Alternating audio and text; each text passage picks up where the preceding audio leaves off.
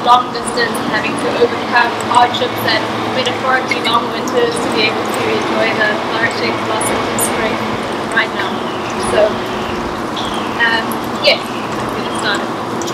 I scarcely believe my love to be so pure as I thought it was, because it endures change and season as the grass.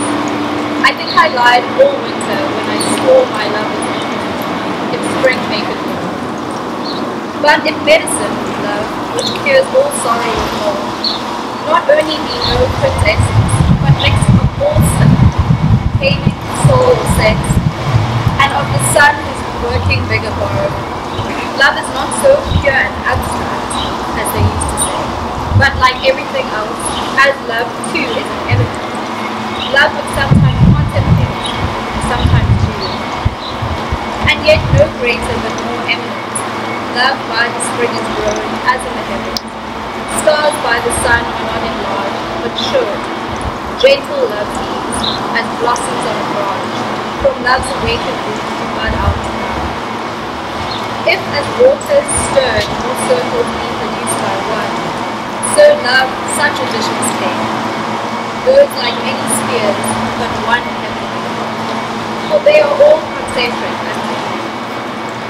And though each spring will add more heat to your love, as princes do in time of action get new tackles and omit them not in peace, no winter shall ever abate the spring's influence. So that's by John Donne, the beautiful love poem. So I'm not married. I have no empirically realized experience of marriage, but I do know Tim. I'm Tim's sister, by the way, for those of you who don't know. I'm his younger sister. We're 18 months apart, so we've been close. And I know Kiki very well because if some of you didn't know Kiki, the way that we all met was that Kiki was a semester abroad student in Cape Town, at the University of Cape Town, and she did a homestay with us. So Kiki and I started out as sisters, and now we're real sisters. But I guess Tim and Kiki did too.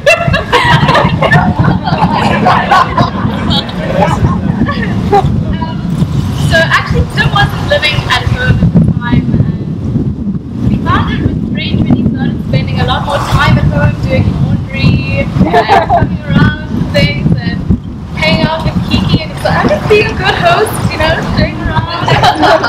And it was quite a surprise to me when one day at lunch I dropped a fork and I bent down and they were playing footsie under the table and I was like, what's going on here? But I mean, I guess that's where the romance first started to blossom. And I know that actually they didn't plan on seeing one another once Kiki had left Cape Town, but I guess things like this aren't ever really planned. And they left Cape Town and I guess they kept in contact over email and things. And then it got to a point where they were Skyping about 8 hours a day, and I think they had to kind of acknowledge the fact that they weren't just friends, but that there was something a lot deeper there that they clearly needed to discover and pursue, which they did. So yeah, the road that brought Tim and Kiki here wasn't easy, as you can understand. It's been full of challenges that they weren't necessarily prepared for, but together, as friends, we've witnessed they've taken each one of those challenges and experiences in their stride, and each one has only strengthened their love for one another. So with the time difference between Cape Town and LA, and I actually looked at it basically, I think around the area of LA and San Diego, the farthest most point on the planet that you can be is kind of a couple kilometers or miles of like where Madagascar is obviously. So they're basically as far away as they could possibly be in the world. So Tim would be up at 7 a.m. Skyping Kiki before she went to bed and vice versa. I witnessed him getting, dressed up in a suit and buying flowers when they would have their Skype dates. I mean, they spoke more, I think, than some friends and couples of mine who are living together. They have a very strong method of means of communication, and it's obviously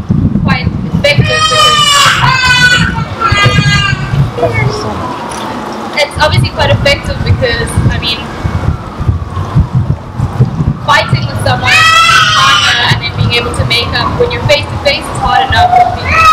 Getting over those rough times when you're on the other side of the world, I think it's a certain amount of strength and dedication, and it really takes a special couple. And the fact that you two are standing here again for the second time is, I think, something that you should be proud of, and that I'm proud of as a sister, and I'm sure all of your closest friends and family are also proud of. So yeah, I think that only something good can be built on the foundation that you two already clearly have. In marriage, it is the little things that are big things. So I mean, you guys being able to appreciate buying flowers and presenting them on the table over a Skype date, it's clear that you're aware of the little things which translate into the big things. And knowing that you're never too old to hold hands, which are holding hands now is great to do. So remembering to say I love you at least once a day is never going to sleep angry. It's standing together, facing the world. It's speaking words of appreciation to one another. It's giving each other the atmosphere in which each of you can grow. And it's a common search for the good and the peaceful. It's not only in marrying that you should be the right partner, but it's being the right partner every single day, which I'm confident that you two will be.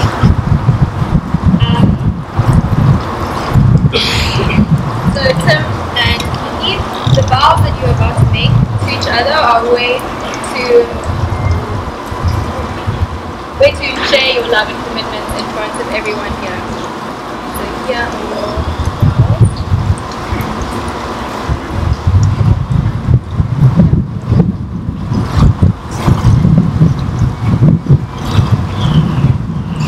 From the moment I met you, the very first time that I saw you, I knew I wanted to know you, I knew I wanted to love you, I knew I wanted to be part of you. That has not changed, and it's never changed. I will always want to be part of who you are, what we can be together. I will use honesty, trust, love, compassion, and adoration so that every day we know each other better and we love each other stronger. So that each moment and every second we become less like two and more like one. I promise to hold your hand as we walk through the dark and to kiss you as the sun shines bright. I promise to keep you safe, to carry you when you cannot walk, to guide you when you cannot. I promise to speak your laughter when you smile, to breathe your love like the ocean air, to kiss you every night you sleep. For all of mine is yours, and all of me is you, and all of us is one.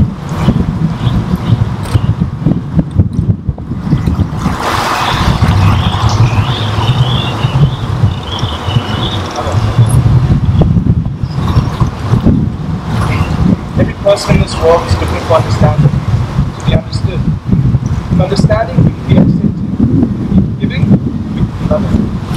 First in Daniel writes, "Closest person to me on God's earth. You are my anchor and my compass. You are the hardest lesson, the greatest gift. I promise that I'll be understanding. I promise that I'll be accepting. I promise that I will be forgiving. I promise to be faithful, and I promise to listen. Sickness and health, darkness and sunshine, rich and poor. I promise to love you all the days of my life."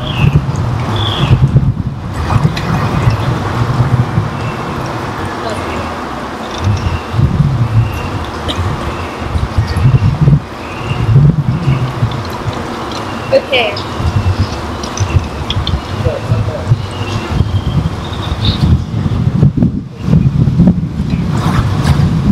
So Kirsten and Tim will now exchange rings in a ritual of commitment to one another.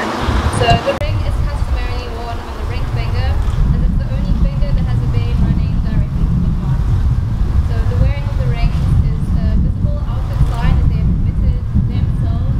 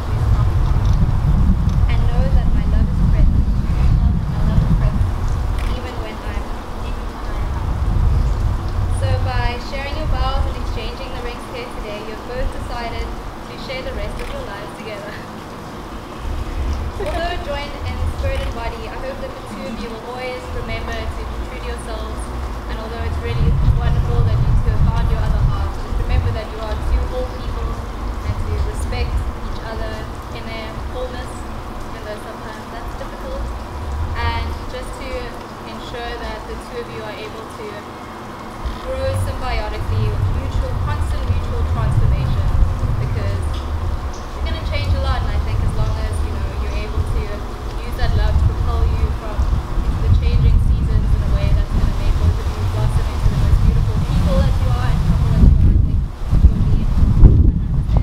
So by the power invested in me, which I don't know how much that is, but I love my husband and wife, we make us the bride.